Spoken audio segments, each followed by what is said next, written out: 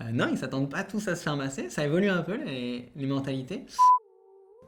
Clément, interview, scène 1.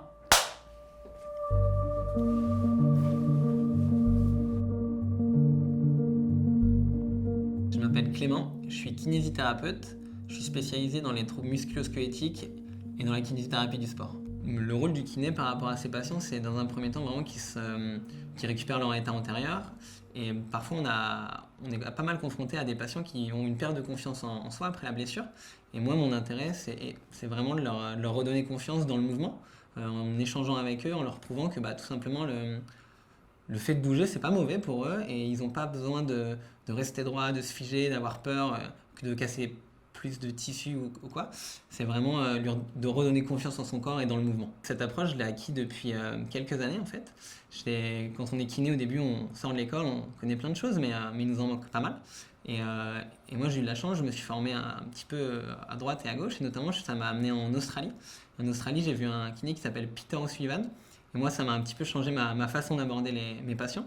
Et alors que ça soit, lui, il était plutôt spécialisé sur les troubles chroniques, mais même dans toute l'approche de communication par rapport à mes patients, ça m'a permis de mieux les écouter, de mieux comprendre pourquoi ils ne se sentaient pas écoutés ou ils n'allaient pas bien.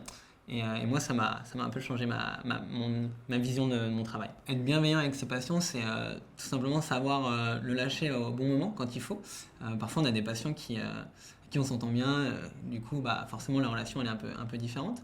Et cette relation-là, il ne faut pas trop en exagérer. Donc, pour moi, la bienveillance, c'est aussi arriver à l'autonomiser et lui dire, bon, écoute, là, ça va, tout va bien, t'as pas besoin de moi. Donc vas-y, vole de tes propres ailes. Si jamais il y a un souci, je suis là, t'inquiète pas, mais t'en as pas besoin.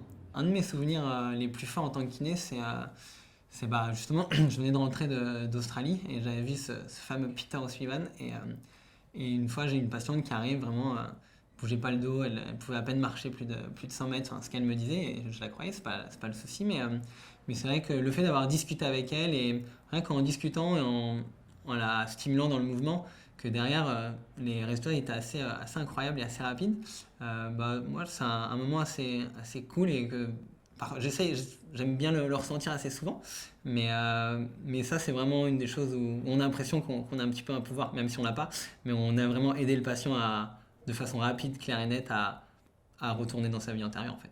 Ce qui a changé entre le rôle du kiné aujourd'hui et le rôle du kiné avant, c'est dans un premier temps, c'est qu'on a une vraie démarche clinique, une vraie expertise clinique, parce qu'au fur et à mesure des années, on a eu la chance que nos anciens collègues ils apprennent un peu plus, puis après on s'est un peu ouvert au monde et on a appris plein de nouvelles techniques, plein de nouvelles choses.